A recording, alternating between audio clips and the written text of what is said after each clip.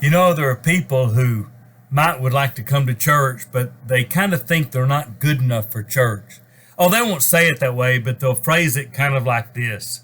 Well, if I were to come in that building, well, the roof would cave in on me. Or sometimes they'll be a little blunter and they'll say this. Well, if you knew who I really was or how I really was, you wouldn't want me in your church.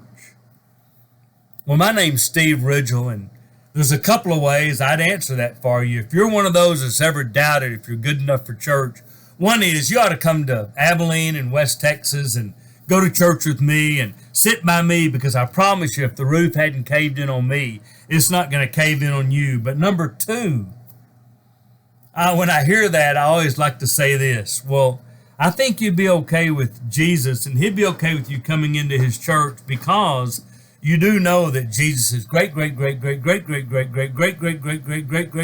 grandmother was a prostitute. Now, some people may know that, but a lot of people do not. Now, I was telling this story one time, and a very sweet little lady said, well, I don't know if you should use the P word. Use the H word. And I said, well, hooker does communicate better in our culture. My wife had to explain to me she didn't mean that H word. She meant to use the word harlot.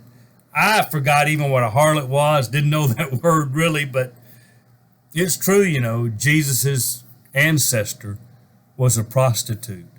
Now, that's a great story, and you can read about that story in the first part of Joshua, where God's people have come to take the land. And I want to set this up for you because God's people really don't come off real well in the first part of this story. God brings his people out of Egypt. He's going to take them to the promised land. And they go to that promised land, and they're ready to go in. And boy, they select 12 leaders from God's people, one from every one of the tribes of God's people. And these 12 leaders, these religious people, go in and they say, wow, they come back and say, this land is fantastic. The promised land is amazing. But, of course, we can't live there because, well, we look like grasshoppers in the sight of these people. They'll squash us, and we can't take this land. God said, I'm giving you this land. Go take it. And God's own people, by a 10-2 vote, said, we can't do it. Joshua and Caleb were the two spies that were faithful and said, we can take this. We've got to take this. Moses and Aaron stood with them and said, yes, let's do what God's asked us to do, but the people wouldn't do it. Sometimes religious leaders don't have the courage of faith. And so God said, okay, if you don't want it, fine. We'll just wander around out here in the wilderness to all you men that wouldn't do this, die off. Then we'll go take the promised land. And that's what happened.